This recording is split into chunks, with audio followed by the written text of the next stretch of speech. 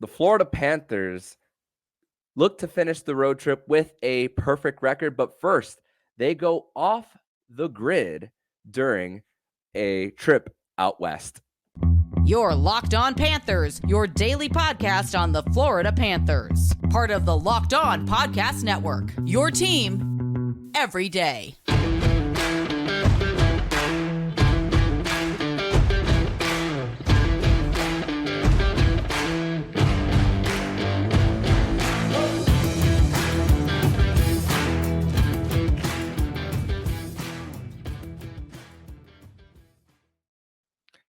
And welcome into this Tuesday, January 9th edition of the Locked On Florida Panthers podcast, part of the Locked On Podcast Network, where it's your team every day. Thank you for making the Locked On Florida Panthers podcast your first listen of the day. I'm Armando Velez from the Hockey News, and you follow me on X at MondoMan12. Follow the show account on X and Instagram at LO_FLA Panthers. And shout out to the everydayers who come back here and get your daily Florida Panthers fix. And today's episode is brought to you by Game Time. Download the Game Time app, create an account, and use code LOCKEDON to get $20 off your first purchase. So the Florida Panthers, they visit the St. Louis Blues tonight from Enterprise Center, 8 p.m. puck drop, as the Florida Panthers are looking to finish this road trip perfect. And to think where the Florida Panthers were just a few weeks ago on their Western Canadian swing, finishing 4 out of 10 points, and now an opportunity to go perfect this time around. And here to discuss this and the practice that the Florida Panthers had out west and everything else in between, he is my dear friend, my colleague. I could call him my boss, but I more see him as an older brother. He is David Dwork from the Hockey News. And I saw him shaking his head there when I said boss. But David, welcome to the show, my friend. It's my pleasure. A pleasure to call you a friend and a colleague, not a boss, not your boss, but it is great to be here to talk some hockey once again, my friend. Absolutely. And thank you once again for joining on. And of course, with the partnership that you and I have, which means more appearances for you here on Locked On Panthers as well. But let's go right into the topics here for the Florida Panthers. And if you're on the YouTube page, you could see the timeline here as far as the bullet points that we'll be discussing on today's show. But David, the Florida Panthers, they finish their third game of 4 in Colorado, stay in the region, and then once again on a West Coast swing. And this seems to be a pattern, of course, the last 2 years, going to Alberta for dog sledding and then Jackson Hole last year. So now there are little hints now that when we see future schedules, if we see 2-day gaps, likely there's going to be something off the grid. But the Panthers, they go into Vail, Colorado, which is an hour and a half west of Denver, 96 miles from Ball Arena, and go and just from, I know we are here in Florida currently, but from your views of Vail, Colorado from afar, how are you viewing this experience for the Florida Panthers to get away a little bit? No, there's so many reasons to like what they're doing, Armando. I mean, in addition to just kind of getting away in the middle, not only in the middle of a hockey season, but in the middle of a road trip, these things are supposed to be grueling. They're not particularly enjoyable.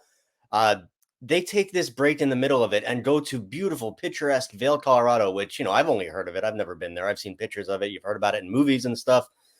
They go there, they spend a couple days, they rest, relax, hit the reset button. And as you said, they've done things like this now for the last 3 seasons. Last year, they went to Jackson Hole. They came back with those cool cowboy looking hats. The year before that, they all went dog sledding in Banff, which is just crazy cool. And yeah, Paul Maurice kind of said it yesterday. Like, he thanks Vinny Viola. He thanks Bill Zito, because it's those guys who come up with these things. It's them who approve it. It's them who pay for it. And the Panthers are appreciative. Look at what's happened the last year. President's Trophy, Stanley Cup final appearance.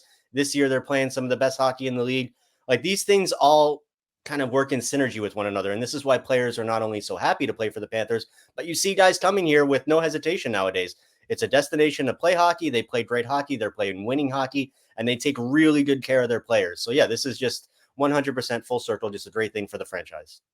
Yeah, and I think about everything from even before the Stanley Cup final started last year, about the Mark Lazarus article that he had from The Athletic about how players were treated here versus how they were now about catering after games versus getting food on your own and all, and just the big difference that comes with that, with ownership. And just, I mean, you and I have also been seeing the team on the road as well, and just walking by the locker room, I've seen it in Tampa especially, that the catering is like right next to their locker room, and as we walk by as well. So these guys are fed pretty well too, so it's just great to see. And of course, just the relaxation of the mind as well when you're going off the grid as well for this. And big props goes to Vinny Viola, Matt Caldwell, and everybody involved here. But the Florida Panthers, they step on the ice in Vail, Colorado. Of course, that's the main priority, to at least still get your legs going. But the Panthers did avoid serious injury to Sam Bennett, and spoke about how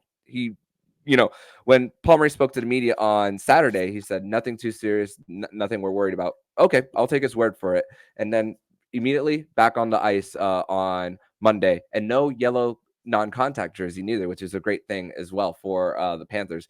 And listen, the great thing about having a coach like Paul Maurice is that he is proactive instead of reactive when it comes to these things. And the Panthers, they handled their business well in Colorado. So yeah, with Sam Bennett, first off, very fortunate just because we've seen how crucial he is to the lineup. Maybe doesn't produce in terms of the points production the way his fellow top six members do, but he's so integral to keeping that machine moving fluidly. We've seen with that second line with Verhage and Matthew Tkachuk, because both of those guys are on fire right now. And in this whole road trip, Armando, the Panthers have really done a good job. I don't even know if saying done a good job is the right term, if it's just a luck element, but they've been very fortunate because Evan Rodriguez went down with an injury. Sasha Barkov went down with an injury. Then we see Sam Bennett missing time in a game with an injury. All three of them seem to be fine. Rodriguez dealing with some pain. Barkov had some, his face got a little messed up. Now he's got the face bubble on. And Sam Bennett had the upper body thing, but all seem to be okay. And look, at the end of the day, the Panthers are rolling right now with 7 straight wins and playing some of the best hockey we've seen this team play over the last couple of years. Yeah, and Barkov and George Richards spoke about how Alexander Barkov will be wearing the face shield for another game. I mean, this kind of reminds me of a certain era in South Florida sports. I believe it was early 2010s when LeBron had the mask on his eyes, and he went into God mode, and it's kind of like Batman and all. Yeah, So this and face I think shield around the could be same time, Udonis had like that little cut. Band-Aid on his face that he was wearing for a little while. So yeah, and throwing mouthpieces. Those were fun days with the Heat back then. Yeah. So in a way, Barkov has it's like the bat symbol has come out for Alexander Barkov, because he has 13 points in the last 7 games, over almost a point per game. Same thing with Carter Verhage, 7 goals and 6 assists during that. So it's like a little Batman and Robin with them, especially because now Verhage is getting more time on the power play too. Yep. No, it's been really good with the Panthers. And again, it just kind of ties into this team bringing in the right kind of players to play the right kind of way. Paul Maurice's systems have really been working right now, as everybody's got it down to almost muscle memory at this point. And you're seeing the big guns are carrying the team. They're getting contributions from guys where they need to. You'd like to see a little bit more from guys like Lundell and Luosterainen. But when you're getting the kind of production and shutdown play that you're getting from that fourth line with Stenlund and Will Lockwood emerging right now, and again, it all ties into, we don't really talk about it that much because it's been so solid and consistent, but the back line, the defensive pairings have been solid and consistent, and the Panthers are giving up such few goals. Sergei Bobrovsky's rebound attempts against are going down and down and down because the defense is cleaning things up. So all in all, it's just really working well for the Panthers right now. You only hope that it can continue on this path and that they stay healthy, because if so, they will once again be a very tough out in the playoffs. No doubt, and carrying that consistency from the previous year and building off that momentum has really helped them off to them only being 3 points behind the Boston Bruins, who actually lost in a shootout last night to that same Colorado Avalanche team that the Florida Panthers got their 8-4 victory against. But we're going to transition over to segment number 2, where we're going to discuss more about Sam Reinhart, discussing his All-Star nod and more. We're going to discuss this here on the Locked On Florida Panthers podcast. Today's episode is brought to you by FanDuel Sportsbook. And the NFL regular season has wrapped up, but there's still time to get in on the action on FanDuel, America's #1 sportsbook. Right now, new customers get $150 in bonus bets guaranteed when you place a $5 bet. That's $150 in bonus bets win or lose. The app is so easy to use, and there are so many different ways to bet, like same game parlays. Find bets in the new Explore tab. Make a parlay in the Parlay Hub, the best way to find popular parlays, and more. And for this weekend, if you want to place your bets on possibly the Miami Dolphins going into Kansas City on Saturday night and picking up an upset win against the Kansas City Chiefs, you could call them the Kansas City Swifts, at least for this weekend. But you could place those bets and more on FanDuel, the official partner of the NFL and the Locked On Podcast Network. Go to fanduel.com/Locked On. Locked On has launched the first ever national sports 24/7 streaming channel on YouTube. Locked On Sports Today is here for you 24/7, covering the top sports stories of the day with the local experts of Locked On, plus our national shows covering every league. Go to Locked On Sports Today on YouTube and subscribe to the first ever national sports 24/7 streaming channel. Back here on this Tuesday, January 9th edition of the Locked On Florida Panthers podcast. Thank you once again for making the Locked On Florida Panthers podcast your first listen of the day here on a Tuesday. So, David, the Sam Reinhart has been named first star of the week for 5 goals and 1 assist in the last 6 games.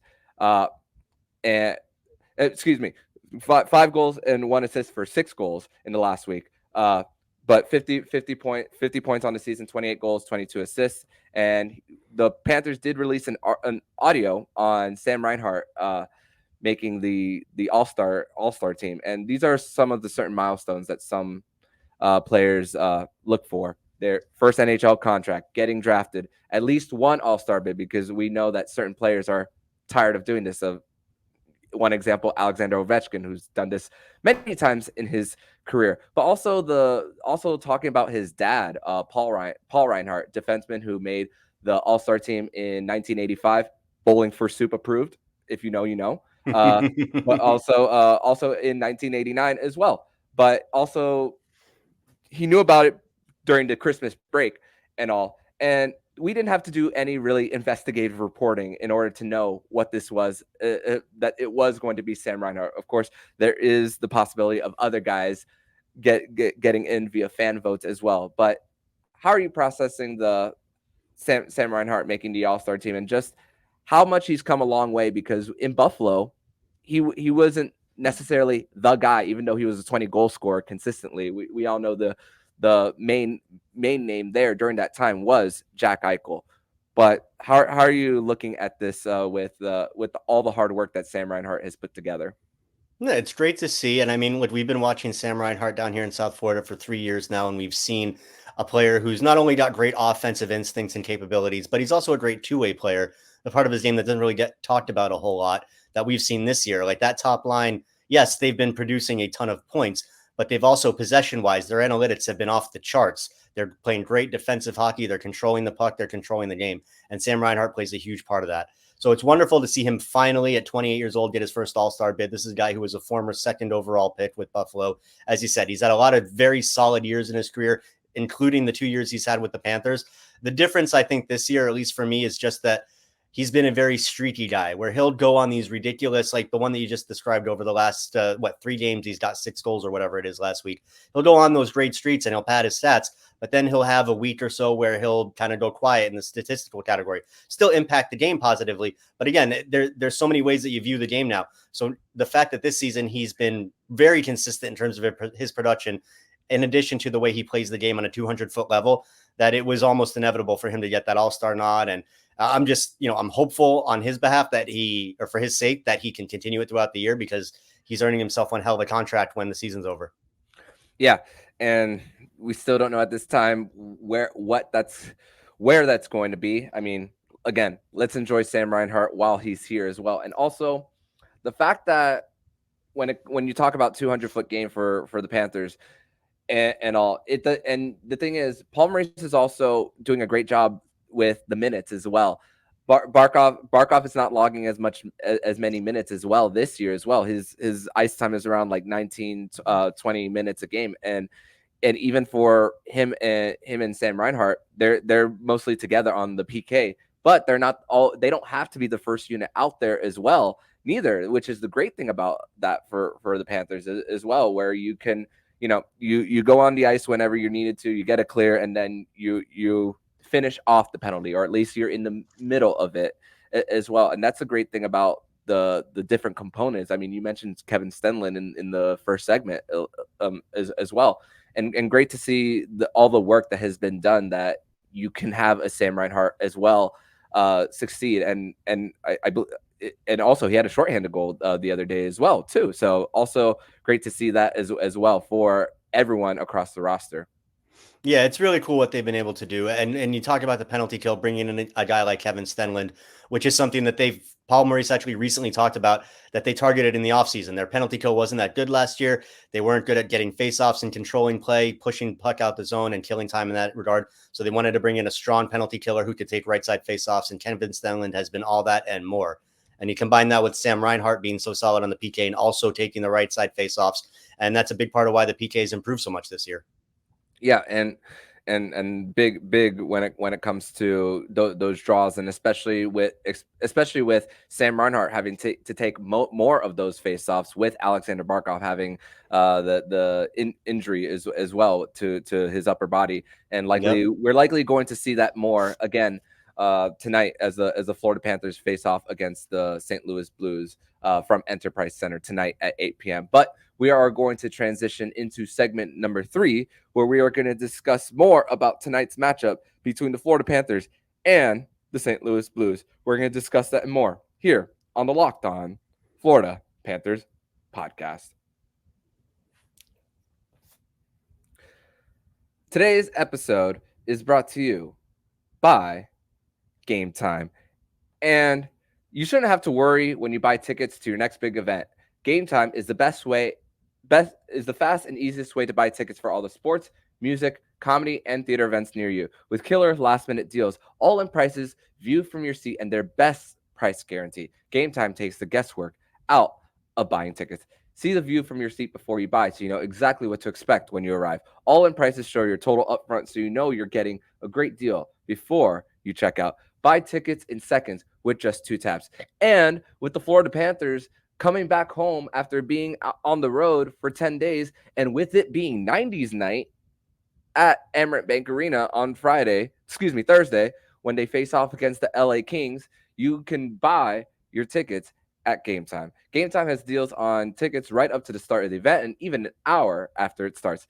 It's a place to find last-minute tickets, find exclusive flash deals and sponsored deals on tickets for football, basketball, concerts, hockey, comedy, theater, and more. With zone deals, you pick the section and Game Time picks the seats for big time savings. And for Game Time guarantee, it means you'll always get the best price. If you find tickets in the same section and row for less, Game Time will credit you 110% of the difference. Download the Game Time app, create an account, and use code LOCKEDON for $20 off your first purchase. Terms apply. Again, create an account and redeem code LOCKEDON for $20 off. Download Game Time today. Last minute tickets, lowest price, guaranteed. Segment number 3 here on this Tuesday, January 9th edition of the Locked On Florida Panthers podcast. Thank you once again for making the Locked On Florida Panthers podcast your first listen of the day here on a Tuesday. Here with David Dwork of the Hockey News. Here now we are going to discuss the Florida Panthers matchup against the St. Louis Blues tonight, 8 p.m. from Enterprise Center. And David, the Panthers 7-game winning streak. Great to see after the bouncing back, and with and the last loss for the Panthers against the St. Louis Blues was that first game back from the Western Canadian trip. And a thing a lot of people don't really talk about is not only the end of a road trip, but always the first game back and readjusting to your home environment as well. And with the last matchup between the Florida Panthers and the St. Louis Blues, you spoke about advanced analytics early on in the show, but also in that specific game on December 21st, all the advanced stats said that the Panthers, had the better quality chances, but were not able to get past Hofer in their last matchup. And then the only goal that they had was a puck off the glass from Eetu Luostarinen. And then just looking back at the game and all, Panthers a little sloppy in the neutral zone and on breakouts, which really resulted in the in the goals that they gave up. Even had a goal. Even the Blues even had a goal disallowed as well due to an offside from Pavel Buchnevich, and then scores a little bit later in that one. But and St. Louis 7-3-0 since firing Craig Berube, 12-6-0 in at home this season. How are you seeing this matchup, and any keys to the game that you have for the Panthers as they go into St. Louis to try to finish a perfect road trip? Yeah, I think the key for the Panthers, the main key is just to keep the ship steady as she goes. We've seen this road trip that they've had to deal with different kind of obstacles, whether it's a penalty filled game, whether it's a shorthanded game, like the Colorado game where Barkov and Rodriguez were out for the third period. They've fallen behind and had to come back. They've taken big leads and had to hold on.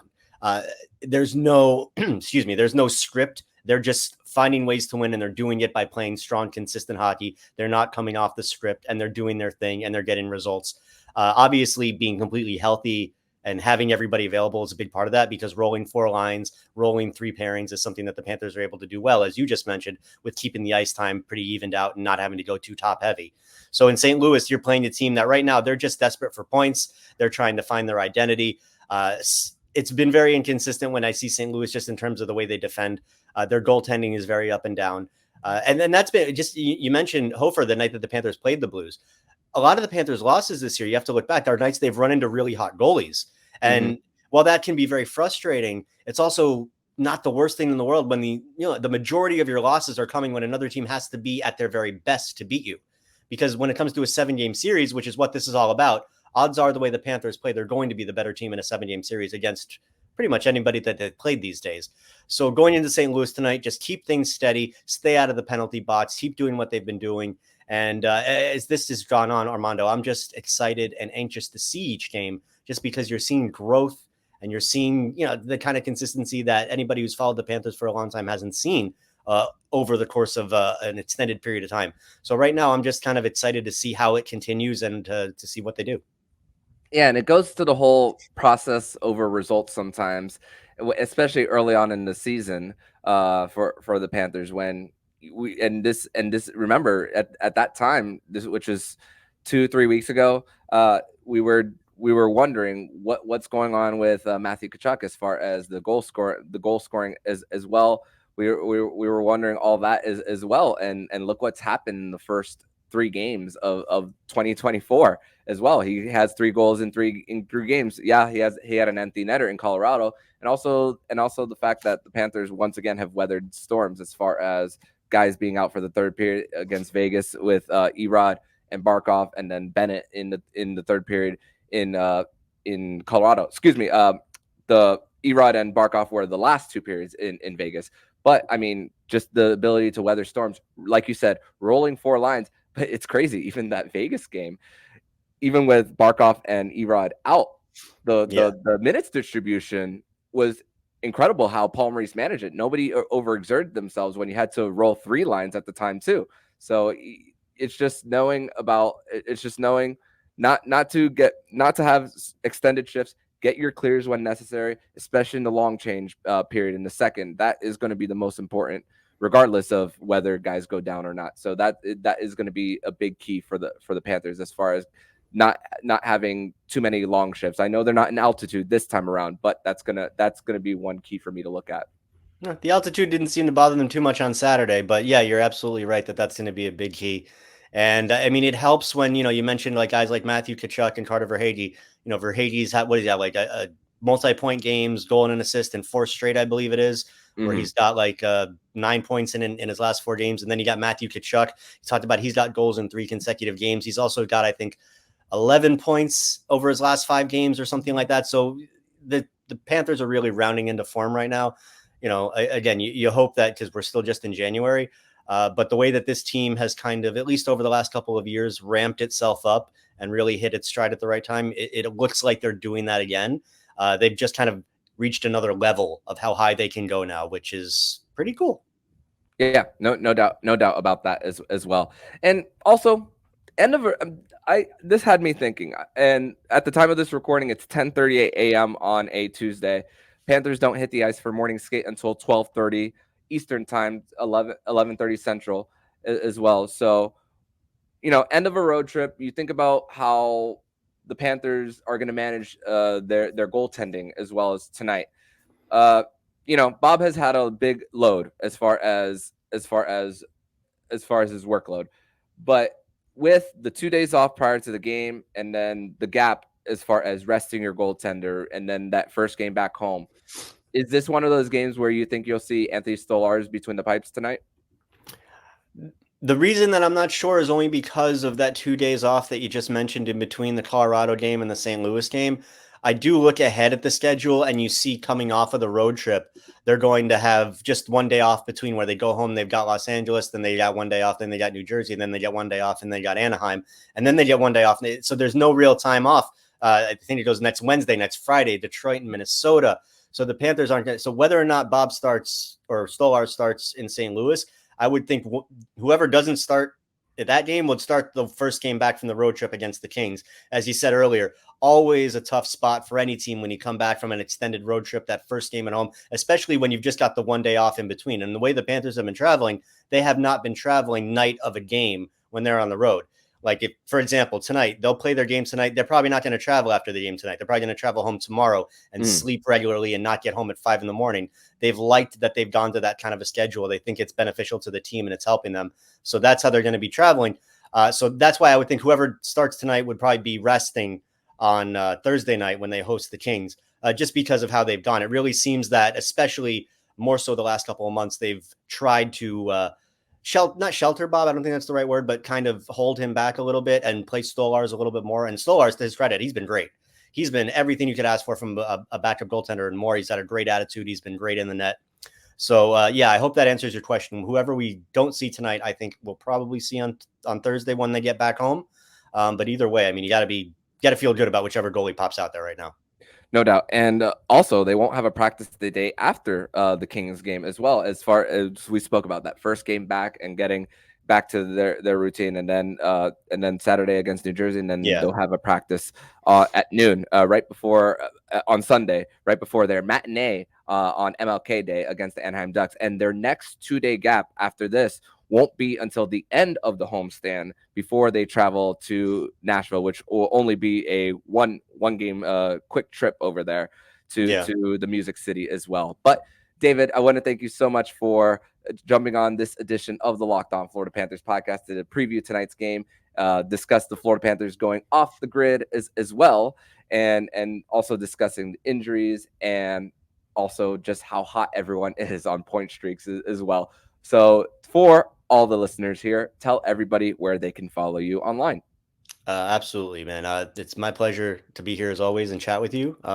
You can find me on Twitter or X, or so you got the X logo down there, at David Dwork. I'm on Instagram, although that's some hockey stuff, some family stuff. So, I don't know about all that. And then obviously all my work is on the Hockey News, just thehockeynews.com/Florida. You can find all the Panthers coverage there that Armando and I are putting out there for you guys. And thank you for having me again. It's really cool coming and talking, man. And absolutely. I love the green screen. I'm looking forward to seeing post-production what ends up on the green screen, because right now it's just green. Yep. Still working the ins and outs. Got a little bit, getting a little bit of help from a familiar name here that has been on the podcast. You guys will know that in a few weeks. So can't wait to implement more of the green screen background here for the Locked On Florida Panthers podcast. But thank you, David. And I'll see you soon, possibly, maybe even in person, my friend. I'm looking forward to it. And if you like what you're hearing, please subscribe to the podcast to be notified every single time the Locked On Florida Panthers podcast jumps into your podcast feed. Don't forget to also subscribe to the other shows on the Locked On NHL network, including Locked On NHL, Locked On Fantasy Hockey with Flip Livingstone and Stu Roden, and Locked On NHL Prospects. Thank you once again for making the Locked On Florida Panthers podcast your first listen of the day. So I'm Armando Velez with David Dwork, and you've been listening to Locked On Florida Panthers podcast, part of the Locked On Podcast Network, where it's your team every day.